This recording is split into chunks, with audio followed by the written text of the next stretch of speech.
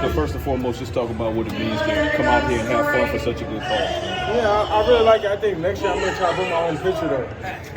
It's each year it's the same guy, and he just keeps underperforming for me, so I'm out there. I need a substitute. Last year you said you were going to bring your own bat. I bring my own bat, but it's still the same pitcher. It's not the bat, it's the pitcher. Mike, you showed up at voluntary workouts, so why was that important for you? Obviously everyone got their perspective, but just talking to Shotty and telling me, the importance how it is to come and be there, and what he's trying to prove and show to the team. I just thought it was important, one, for me and my relationship with our new head coach, to understand where he's coming from and help him in any way I can to go on this run. So that goes to show, Shotty showed up to my event. Shotty's been around and trying to build relationships. So I feel like we're at the point where, if he asks her for me to come in for a couple of days to, for it's important for the leadership aspect and be around the guys and show face, and that's something I'm willing to do for my coach or anybody. Is this also kind of you walking the walk as far as your contract negotiation, wanting to be here more? Obviously, the team wants you here more. Just kind of you walking the walk to do that. I mean, for me, it's not really like walking the walk. It's just me. Like I always said, I wanted to be a Cowboy and be here. So I feel like it's really just been me. I've been as real as possible since I've been here. How important would it be to get the contract done before camp for you?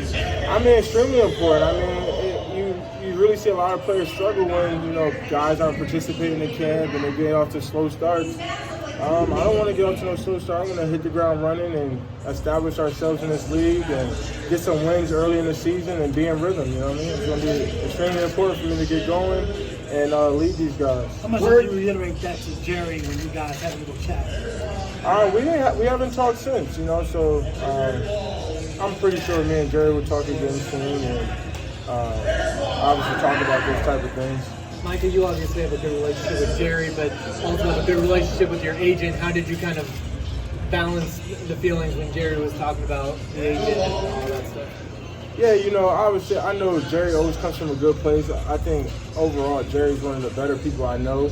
And also, my agent's one of the better people I know. So, I don't really try to game. It's like when your brother and sister are arguing. You don't really step in the middle or choose sides. You just kind of say, hey, they're coming from this perspective, you're coming from this perspective, and just trying a way to meet in the middle. But, there's no hard feelings there at all. Have you asked him to talk to your agent? Has he talked to your agent yet? I have no knowledge whether they talked or whatever. I'm pretty sure he don't want to update me on every inch of the way or what goes on, but he'll probably call me when it's done. Have you asked him to talk to your agent to get this done? Yeah. You have? Yeah, after our initial talk. In December, you said you didn't need to make $40 million. Do you still feel that way, or how do you feel about that? Yeah, for me, it's all about, before, Miles and Jamar is challenging because you don't need to be there, right? This market's set at 35. And then you kind of, it kind of backfires, because you look at the market and you see Miles go, they're like, all right, Max goes and gets 35 and a half, 36. And then you see guys that are older than you, and you can say that, your production and versatility matches what they're doing, and you say, why? And, I would say I'm more in my prime than a lot of these other guys, they're more in the second half of their career. So that's the challenging part, man, just getting fully about what you're worth. I don't really think it's about the dollar. I think about how someone thinks it's all about how much someone thinks you're worth, you know what I mean? Like, did you learn from Dak and CD and even Zach about handling contract talks in the offseason? Yeah, man, just staying out the way. For me, I just keep working out, keep grinding, keep pushing forward, doing what I'm doing, and sit patiently so that way I'm ready to play football come July. We talked to you for a long time about leadership and your development there. Why did you feel it was so important to respond on social media publicly to what DeMarcus said?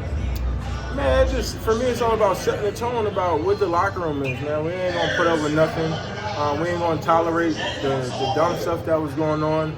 Like I said, it's a new regime, new culture. I'm not saying that, other guys weren't culture builders, but some things are just tired, you know what I mean? Like, obviously, if something ain't working, it's good that you got new guys to fix it. I'm just happy that, me, CD, Dak, and you know, Dak kind of been through 2 generations, but you know, just a new regime. Like, you know, guys gonna get closer. We're gonna relate. You know, it's just kind of hard. Like when you got a bunch of guys that are here and they're older.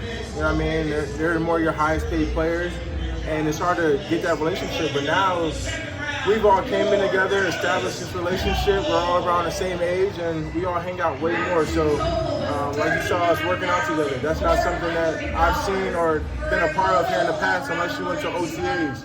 So just things like that, meeting up, working out together, boxing together, things like that, things that we're going to start building a camaraderie. You're here now. Last one here, guys. You're here now. Do you plan to continue to stay a part and be part of the off-season program and even training camp if you don't have a contract? Yeah, I think I'll still be around.